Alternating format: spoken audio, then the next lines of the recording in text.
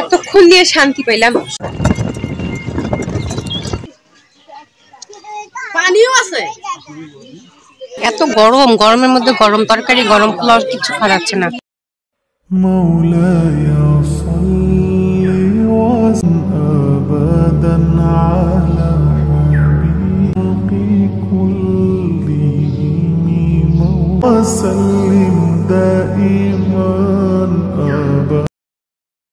আসসালামু আলাইকুম, সবাই কেমন আছেন? আলহামদুলিল্লাহ আমি ভালো আছি। এখন আমি নুরি বলছি রংপুর থেকে। তো আমি এটা কালকে বৃহস্পতিবার একটা বিয়ের বাড়িতে অনুষ্ঠানের জন্য যাচ্ছি। আমি যাব না, তারপরেও আমাকে আব্বু আম্মু জোর করে নিয়ে যাবে। তো ওষুধ খাওয়ার পরে জ্বরটা কমছে, বাট গলা ভাঙে গেছে, আর সর্দিটা ভালো হয়নি, গলা ব্যথা। তো তারপর অনেক জোরাজোরি করার পর যখন একটু ভালো লাগতেছিল আমাকে, মানে গত 2-3 দিন তো আমি মাথায় তুলতে পারতেছিলাম না, কিন্তু এখন ভালো লাগতেছে। তো বিধায় আমি যে রেডি হচ্ছি। তো আমার খুব ইচ্ছা হচ্ছিল যে আমি একটু সাজাগোজা করি। তো আমার মন মতনই সাজাগোজা করছি আমি। এই তো বের হয়ে যাবো, এখন রেডি হয়ে গেছি। আব্বু আম্মু যে বের হলো, আমি বললাম এখন আমাকে একটু ফুল আউটফিটটা আমার একটু দেখান সবাইকে। তো এই যে আমার ফুল আউটফিট, কেমন লাগতেছে আমাকে? এরপরে বের হয়ে গেলাম মানে কি, এত ঝক্কি ঝামেলা করে গেছি বিয়ে বাড়িতে। একে তো গরমের দিন, 2 তো ঈদের পর, আর 3 হচ্ছে গ্রামের বাড়িতে বিয়ে। গাড়ি ঘোড়া কিচ্ছু পাচ্ছি না, একটা বাসও আমাদেরকে নিতে চাচ্ছিল না। বলতেছিল মাঝখানে মানে যেখানে যাবো আমরা সেই জায়গায় বাস থামে না, সেজন্য বাস আমাদেরকে নিতে চাচ্ছিল না। আম্মুকে বললাম যে আম্মু চলেন আমরা রিজার্ভ করে যাই অটো। আব্বু বলতেছে দেরি হবে, আজকে পৌঁছাইতেই পারবো না। মানে আমার তো রাগ উঠে গেলে তো মাথা তো খারাপ হয়ে যায়। আমি তো চিল্লাচিল্লি করে গলার আরও 12টা বাজায় ফেলাইছিলাম কালকে, কথাই বলতে পারতেছিলাম না আসার সময়। পরে এই যে অটো রিজার্ভ করে নিছি, অনেকক্ষণ দাঁড়ায় থাকার পরে দেখলো যে যখন পাচ্ছি না, বাস নিচ্ছেই না আমাদেরকে, তখন আমি বললাম যে চলেন, আমার বুদ্ধি না শুনলে এখন আর বিয়া খেতে যেতে হবে না, বাসায় ফিরে যাইতে লাগবে। পরে এই যে রওনা দিছি। কি সুন্দর আকাশ, পরিবেশটা। আর গত 3-4 দিন পরে রোদ উঠছে, সবাই ধান নাড়ে দিচ্ছে, খ্যার নাড়ে দিচ্ছে, ফল নাড়ে দিচ্ছে, এগুলো দেখতে দেখতেই যাচ্ছিলাম। আর চতুর্দিকে পানি, যেদিকেই তাকাচ্ছি সেদিকেই শুধু পানি। এগুলোকে বলে বিল, মানে জমিগুলোতে পানি উঠে গেছে, আবাদগুলোতে নষ্ট হয়ে গেছে। এই যে এটা হচ্ছে আমাদের শেখ হাসিনার আর শ্বশুর বাসার রাস্তা, আমাদের প্রধানমন্ত্রীর। তো এখানে একটু থামলাম, থামে একটু দেখলাম। তারপরে এই যে বিয়ে বাড়ি এখানে আসলাম। ফাইনালি এখানে নাকি বৃষ্টি হচ্ছিল সকালের দিকে, বৃষ্টি কমে গেছে আলহামদুলিল্লাহ। এই যে রোদ উঠছে, চারোপাশে কাদা মাটি। পরে আমরা যেই গেছি আমাদের জন্য, এই যে আমার ছোটো কাকা ছোটো চাচি, মানে মূলত আমি যার বিয়ে সে আমার এই যে আমার চাচাতো মামাতো বোনের বিয়ে। তো আমরা যেই গেছি আমাদেরকে বসায় দিচ্ছে, বলছে যে তোমরা আগে আসছো, আগে তোমাদের দিয়ে খাওয়া শুরু করি। এটা আমার একটা মামি।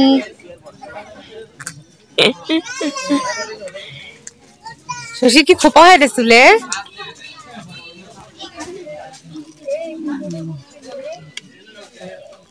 কি এগুলা সবজি?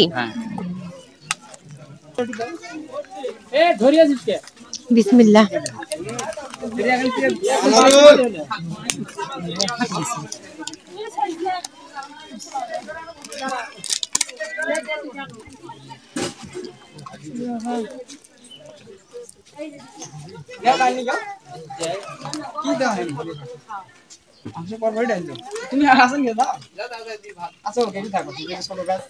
কমলা না, তরকারি প্রচুর গরম।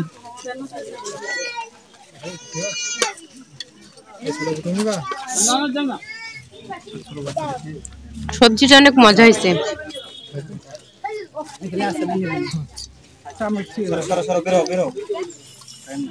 আরে ভাত দিলে রিটার্ন দাও, শসা দেন তো। সালাদ দাও, এখানে সালাদ দে, এখানে সালাদ দাও। আরে বাবা আমি যখন সময় ছিল তখন তো আপনার হচ্ছে আমার বাবা তখন 20 টাকা এখানে ডাল দেখ তিন চারটে দাও তো খাওয়া দাওয়া ঝোল না আর গড়া সালাদ কল চেষ্টা করো। আচ্ছা না চেষ্টা কেন এ কিছু লাগবে না, ঠান্ডা একটা মাল্টিপ্লাই আছে আগে এত গরম, গরমের মধ্যে গরম তরকারি, গরম পোলাও কিছু খাওয়াচ্ছে না।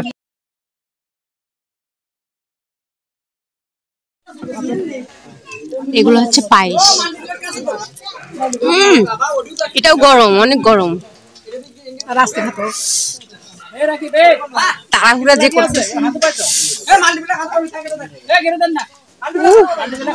পায়েস দিয়ে পোলাও।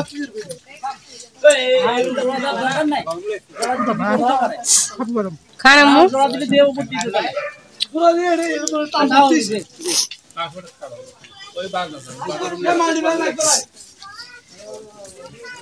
দেখি পায়েস দিয়ে কেমন লাগে। মজা।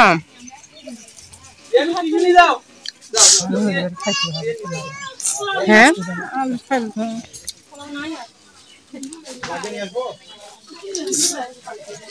অনেক মজা।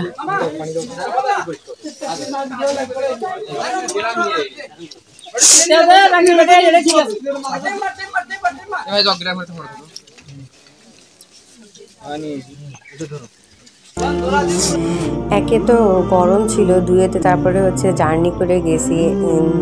3 বার হচ্ছে অটো আর সিএনজি হচ্ছে চেঞ্জ করে গেছি। খিদাও লাগছিল প্রচুর। আলহামদুলিল্লাহ অনেক ভালো খাইছি।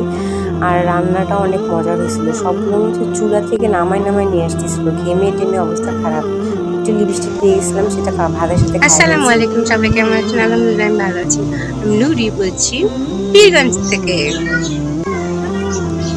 তো যেখানে বর এসে বসবে আমাকে সেখানে বসায় দিছে ছোট চাচি। বলতেছে তুমি এখানে বসে থাকো যতক্ষণ না পর্যন্ত বর আসতেছে। খালি সুপারি মানে গেট ধরার দায়িত্ব তোমার। তারপরে হচ্ছে বলতেছে মিষ্টি খাওয়াবা তুমি। আমি বললাম আমি কেন, শশী তো আছে।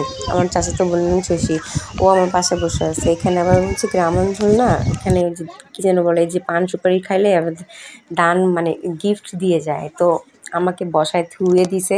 আর আমার বোনটাই যে এখানে সাজাগোজা করতেছে, সেটা আমি দেখি তোকে একটু ভিডিও করি। কয়েক ভিডিও করিও না।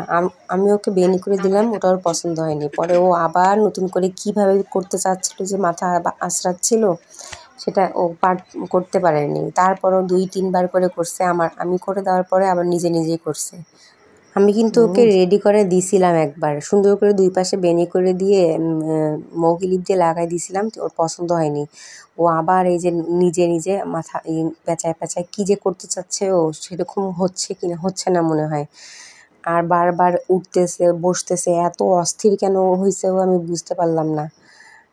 আমাদের বংশগত দোষ মনে হয়। আমরা প্রচণ্ড রাগী, প্রচণ্ড অস্থির, অধৈর্য, সবগুলোই আমাদের মধ্যে, ভাই বোনের মধ্যে আছে।